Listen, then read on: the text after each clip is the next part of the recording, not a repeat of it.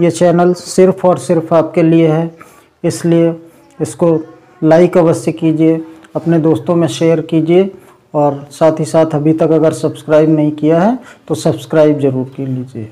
तो दोस्तों, आज हम दो प्यारे से शब्द लेकर के आए हैं, देयर और देयर। दोनों का प्रोनाउंसिएशन सेम है, सेम उच्चारण आता है दोनों का, मगर यूजेज जो हैं वो डिफरेंट हैं। तो मैं यहाँ पर आपको ये बताऊँगा कि किस तरीके से इनका यूज किया जाता है। तो सबसे पहले हम ये वाला देयर लेते हैं, THERE, देयर। वैसे तो इसकी जो मीनिंग होती है वो होती है वहाँ, लेकिन हर जगह पर इसकी मीनिंग हम वहाँ नहीं लेते हैं। तो किस तरीके से इसका कैसा यूज करते हैं ये देखिएगा ध्यान से दोस्तों, पूरा वीडियो देखिएगा, बीच में स्किप मत कीजिएगा। बड़ा ही मज़ा आएगा इसको देखने में और बड़ी ही अच्छी जानकारी आपको प्राप्त होगी। तो सबसे पहले कुछ एग्जाम्पल दिए गए हैं।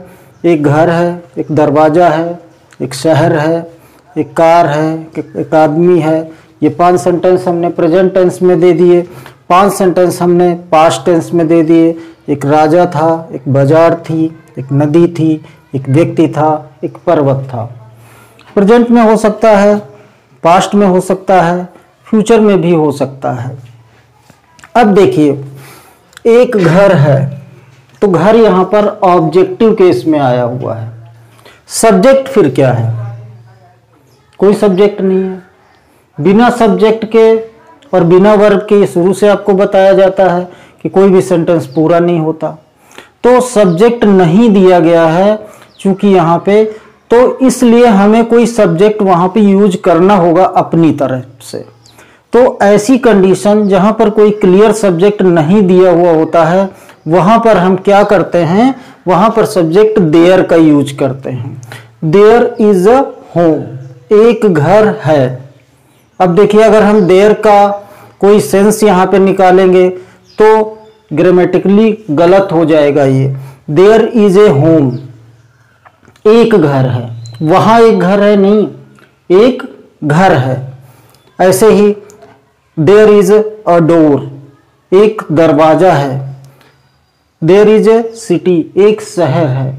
तो इस तरीके से ये जितने भी सेंटेंस हैं जिनमें कोई भी प्रॉपर सब्जेक्ट है ही नहीं, तो जब यहाँ पर प्रॉपर सब्जेक्ट नहीं है तो उसके लिए हम अपनी तरफ से सब्जेक्ट के रूप में देयर का यूज करते हैं। तो ये पहला यूज देयर का हो गया एज ए सब्जेक्ट। तो ये हमेशा ध्यान रखिए कि जब भी देयर को हम सब्जेक्ट के रूप में यूज करेंगे तो हिंदी जब उसकी निकालेंगे तो देयर की कोई भी मीनिंग नहीं होती है। अब अगर इसी देयर को हम कॉम्प्लीमेंट के रूप में यूज करें, देखिएगा इन्हीं सेंटेंसेस में लेते हैं, ए होम इज देयर। हमने क्या किया, शुरू में देयर था, लास्ट में कर दिया। अब यहां पर जो ए होम था ये क्या हो गया, ये हो गया सब्जेक्ट, और ये ऑब्जेक्ट नहीं कह सकते, ये क्या है, कॉम्प्लीमेंट है, पूरक है, जो कि सेंटेंस को पूरा कर रहा है। मगर यहाँ पे क्या था, ये देयर जो था ये सब्जेक्ट था और ये होम जो था वो ऑब्जेक्ट था। ठीक है, अर्थ बदल जाएगा यहाँ पे। तो यहाँ पे अर्थ क्या होगा, वहाँ एक घर है। ठीक है, तो दो तरह से देयर का यूज हमने आपको बताया। कौन सा देयर, THERE। इस देयर को कहाँ पे यूज करते, एक बार फिर से देखिएगा। जब किसी भी सेंटेंस में कोई प्रॉपर सब्जेक्ट नहीं होता है तब हम सब्जेक्ट के रूप में देयर का यूज करते हैं। वहां पर हिंदी में देयर का कोई भी सेंस, कोई भी मीनिंग नहीं होती। पास्ट टेंस की बात करें अगर हम, तो एक राजा था। जनरली जब भी हम स्टोरीज ट्रांसलेट करते हैं तो कहानी आती है कि एक राजा था, तो उसका नाम आगे दे दिया ये था, उसके 4 पुत्रियां थी। इस तरीके से हम ट्रांसलेट करते हैं स्टोरीज को। तो वो सेंटेंस हम शुरू करते हैं कि देयर वाज ए किंग। ये यहाँ पे दिया गया है देयर वाज ए किंग, तो एक राजा था। देयर का कोई भी वहां पे यूज नहीं हुआ। अगर वहीं पे होता कि वहां एक राजा था, वहां एक राजा था, तब दोस्तों हम क्या करते, राजा को सब्जेक्ट बनाते, तब क्या हो जाता, ए किंग वाज देयर। तो इस तरीके से दो यूज इसके आए। अब हम यहां पर कुछ अभी सेंटेंस आपको दे रहे हैं, उन सेंटेंस को आप ट्रांसलेट करिएगा। सब्जेक्ट के रूप में जहां पे हो वहां पे देयर लगाइएगा, ऑब्जेक्ट के रूप में जहां पे हो वहां पे देयर लगाइएगा, और कमेंट बॉक्स में भेजिएगा। मैं देखूंगा कि आपने कहां तक सही किया है। जैसे सेंटेंस में एक्सरसाइज यहां पे एक ले लेता हूं।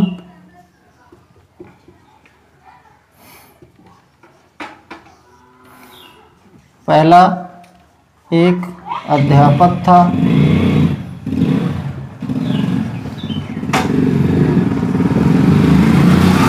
एक घड़ी थी,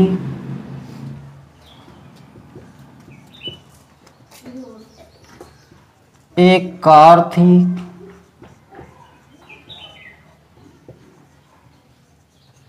एक चम्मच था,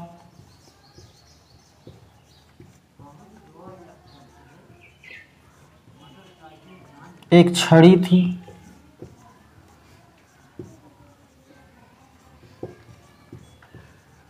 ये 5 सेंटेंस पास्ट में हो गए। छठा, एक शहर है,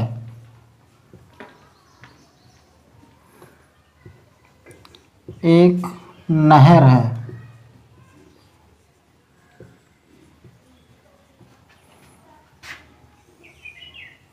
यहाँ 8 नंबर देख लीजिए, एक महिला है,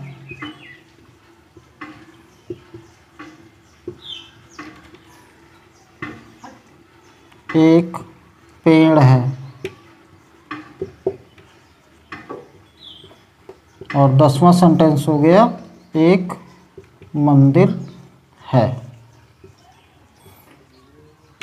ये सेम इस तरीके के सेंटेंस हैं, 10 सेंटेंस इस तरीके के हैं। यहाँ पर आप देयर को एज ए सब्जेक्ट यूज करेंगे। क्लियर। अब एज ए कॉम्प्लीमेंट कहाँ पे यूज करना है उसकी भी एक एक्सरसाइज मैं दे रहा हूँ। अब ऐसे कुछ सेंटेंस मैं आपको दे रहा हूँ एग्जाम्पल के तौर पे, एक्सरसाइज के रूप में, जिसको आपको करना होगा, जहाँ पर हम देयर का यूज एज ए कॉम्प्लीमेंट करेंगे लास्ट में। वहाँ एक गाय थी, वहाँ एक गाय थी। दूसरा, वहाँ एक घोड़ा था।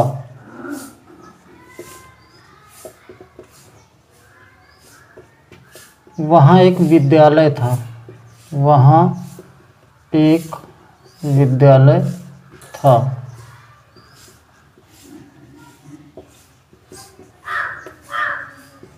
वहाँ एक शेर था।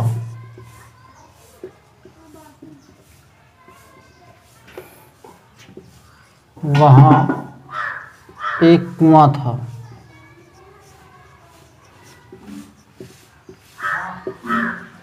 चूंकि सिंगुलर की बात हो रही है इसलिए पास्ट में वाज लगाना। छठा, प्रेजेंट में दे रहा हूँ कुछ।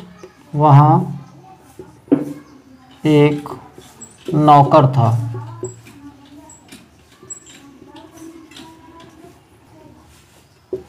कुत्ता था।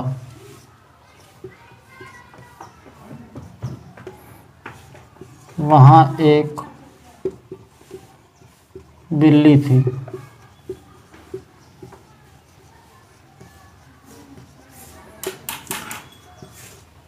वहाँ एक चीता था। चलो ये भी पास्ट में ही हो गए हैं, कुछ प्रेजेंट में ले लेते हैं। वहाँ एक सड़क है। वहाँ एक स्टेशन है।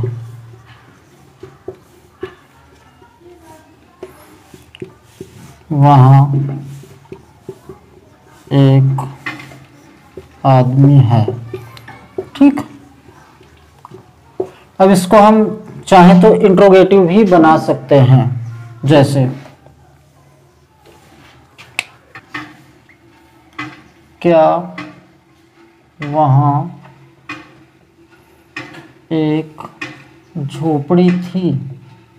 क्या वहाँ एक झोपड़ी थी? Interrogative sentence. हेल्पिंग वर्ब पहले आ जाएगी। क्या से शुरू हुआ है? Was a hut there, was a forest there. There last में लगेगा यहाँ पे। क्यों? क्योंकि देयर का यहाँ पे जो मीनिंग निकल के आ रही है वहाँ निकल के आ रही है। तो इस तरीके से ये 12 सेंटेंस आपके हो गए होमवर्क के लिए। पहले हमने आपको सेंटेंस दिए, वो आपके होमवर्क के लिए हो गए। इनको आप करिएगा अपनी कॉपी पर और हमें भेजिएगा कमेंट बॉक्स में। देखेंगे कि कितने % सही करते हैं आप लोग उत्तर। अब दूसरा शुरू करते हैं। Their, THEIR। ये एक्चुअली एक पजेसिव केस होता है दे का। जहाँ पर प्लूरल की बात की जाती है वहाँ पर पजेसिव केस देयर का यूज किया जाता है। जैसे वे अपना काम पूरा कर चुके थे। तो सब्जेक्ट क्या है इसमें? वे। वे के लिए क्या लगाएंगे? दे। टेंस देख लीजिए, चुके थे यानी कि पास्ट परफेक्ट टेंस। क्या लगेगा? हैड। फिर वर्ब देखिए, पूरा करना, कंप्लीट होता है। थर्ड फॉर्म आ जाएगी कंप्लीटेड। अब अपना के लिए देखिए, अपना की बहुत सारी अंग्रेजी होती हैं। जैसा सब्जेक्ट होगा वैसे ही अपना की अंग्रेजी आएंगी। तो अपना के लिए यहाँ चूंकि प्लूरल है दे, तो आ जाएगा देयर वर्क। पहला सेंटेंस, राम और श्याम ने अपना काम समाप्त कर लिया है।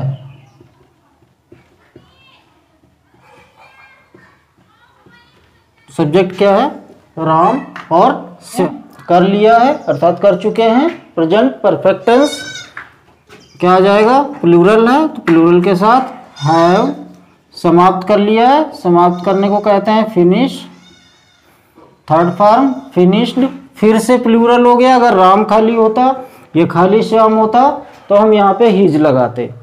मगर चूंकि एक से ज़्यादा जितने भी होंगे, चाहे 2 हों, चाहे 100 हों, 500 हों, 1000 हों, सबको प्लूरल माना जाता है। तो यहाँ पर क्या हो जाएगा?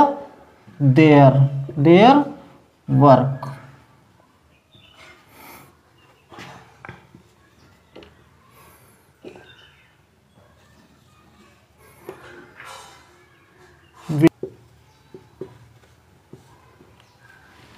अपने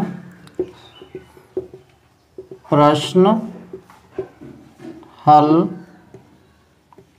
कर रहे हैं।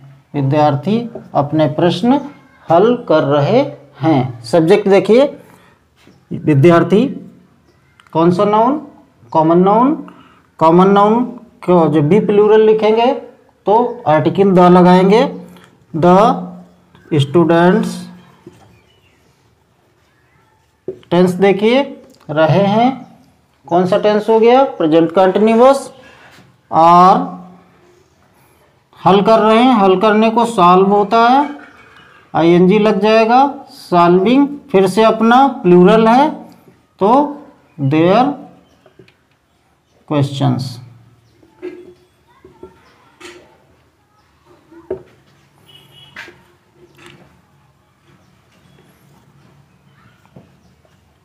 लड़के